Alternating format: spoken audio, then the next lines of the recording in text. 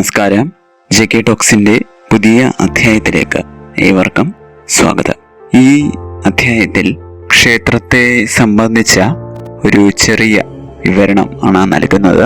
അതായത് ഭക്തജനങ്ങൾ ക്ഷേത്രത്തിന് പുറത്തിറങ്ങി നിൽക്കേണ്ട സമയം എപ്പോഴെല്ലാം ആണ് എന്നുള്ളതാണ് നോക്കുന്നത്. അതായത് പ്രധാനമായും 2 സമയത്ത് ആണ് ഇത്തരത്തിൽ ഭക്തജനങ്ങൾ ക്ഷേത്രത്തിന് പുറത്തിറങ്ങി നിൽക്കേണ്ടി വരുന്നത്. അതായത് ശീവേലി സമയത്തും നിവേദ്യ സമയത്തും.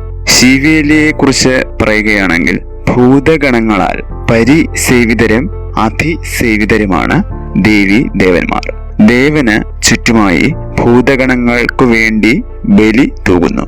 ദേവൻ അല്ലെങ്കിൽ ദേവി ആനപ്പുറത്തോ ശാന്തിക്കാരന്റെ ശിരസിലോ ഉപവിഷ്ടരായി ഈ കർമ്മം കാണാൻ എഴുന്നള്ളുന്നു എന്നതാണ് വിശ്വാസം. ഇതോടൊപ്പം ദീപം, വാദ്യമേളം, ഭക്തജന പരിവാരം എന്നിവയുടെ അകമ്പടിയും ഉണ്ടായിരിക്കണം.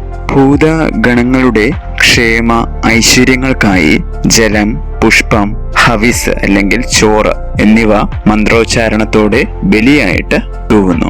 ദേവന്റെ സാന്നിധ്യത്തിൽ പരിവാരഗണത്തിന് നിവേദ്യം ഉൾപ്പെടെയുള്ള പൂജാ സമർപ്പണമാണ് ബലിതൂവൽ.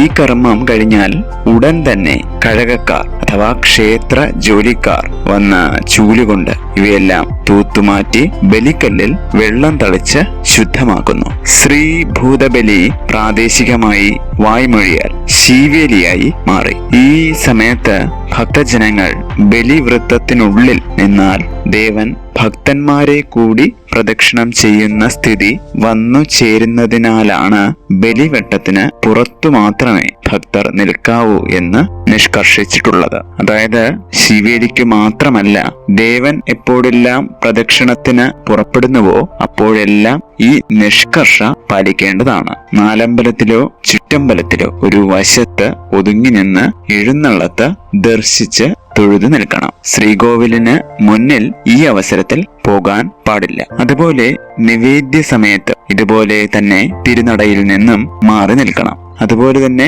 തിടപ്പള്ളിയിൽ നിന്നും മാറി നിൽക്കേണ്ടതാണ്. തിടപ്പള്ളിയിൽ തയ്യാറാക്കുന്ന നിവേദ്യം ദേവന് അല്ലെങ്കിൽ ദേവിക്ക് സമർപ്പിക്കുന്ന ചടങ്ങാണ് നിവേദ്യം. നിവേദ്യം കൊണ്ടുചെന്ന് ദേവബിംബത്തിന് മുന്നിൽ വെച്ച് മന്ത്രം ചൊല്ലി ദേവചൈതന്യത്തെ ഉണർത്തി നിവേദ്യ വസ്തു ഭഗവാനെ മുദ്രകളിലൂടെ ഊട്ടുന്നു. ഈ സമയം തിടപ്പള്ളിക്കും ശ്രീകോവിലിനും ഇടയ്ക്കുകൂടി നടക്കാൻ പാടുള്ളതല്ല. കാരണം ഭഗവാന്റെ നാവ് ശ്രീകോവിലിൽ നിന്നും തിടപ്പള്ളിയിലെ നിവേദ്യത്തിലേക്ക് നീണ്ടു കിടക്കുന്നതായാണ് സങ്കല്പം. ആയതിനാൽ അത് മറികടക്കാൻ പാടുള്ളതല്ല. ശിവക്ഷേത്രങ്ങളിലെ നിവേദ്യ സമയത്ത് ദൂരെ മാറി നിൽക്കുന്നതിന് മറ്റൊരു കാരണം കൂടിയുണ്ട്. അതായത് ശിവഭഗവാൻ എപ്പോഴും അപസ്മാരം എന്ന ഒരു ഭൂതത്തെ വലതുകാൽ ചുവട്ടിൽ ചവിട്ടി അമർത്തി വെച്ചിരിക്കുകയാണ് എന്നതാണ് സങ്കല്പം. ഈ ഭൂതം സ്വതന്ത്രമാക്കപ്പെടുന്ന സമയം കൂടിയാണ് ഇത്തരത്തിൽ നിവേദ്യ സമയം. അതുകൊണ്ട് തന്നെ ഈ ഭൂതത്തിന്റെ ബാധ ഉണ്ടാകാതിരിക്കാനാണ് നിവേദ്യ സമയത്ത് ഭക്തജനങ്ങൾ ദൂരെ മാറി നിൽക്കുന്നത്.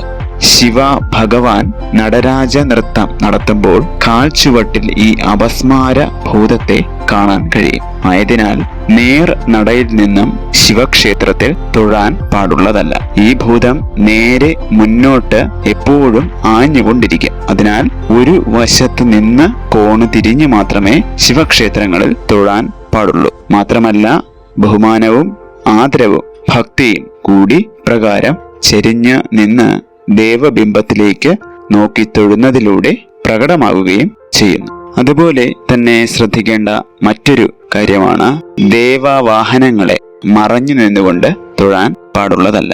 ദേവീ ദേവന്മാരുടെ വാഹനം എല്ലാ ക്ഷേത്രങ്ങളിലും ശ്രീകോവിലിലേക്കുള്ള മുന്നിൽ വിഗ്രഹങ്ങൾക്ക് മുന്നിലായി സോപാനത്തിന് വെളിയിലായി തിരുനടയിലെ നമസ്കാര മണ്ഡപത്തിൽ ദേവിക്കോ ദേവനോ അഭിമുഖമായി പ്രതിഷ്ഠിച്ചിട്ടുണ്ട്. ഓരോ ദേവി ദേവനും വാഹനവും അതിനനുസരിച്ച് തന്നെ വ്യത്യസ്തമായിട്ട് ഉണ്ട്. ഈ വാഹനത്തെ മറഞ്ഞു നിന്നുകൊണ്ട് ഒരിക്കലും തൊഴാൻ പാടില്ല.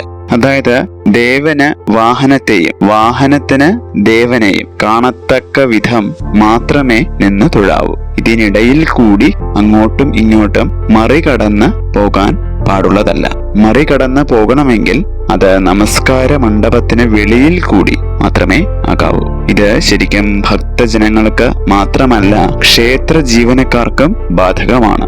ഈ ഒരു ചെറു വിവരണത്തോടെ ഈ ഒരു അധ്യായം ഇവിടെ പൂർണ്ണമാകുന്നു. ഏവർക്കും നന്ദി, നമസ്കാരം.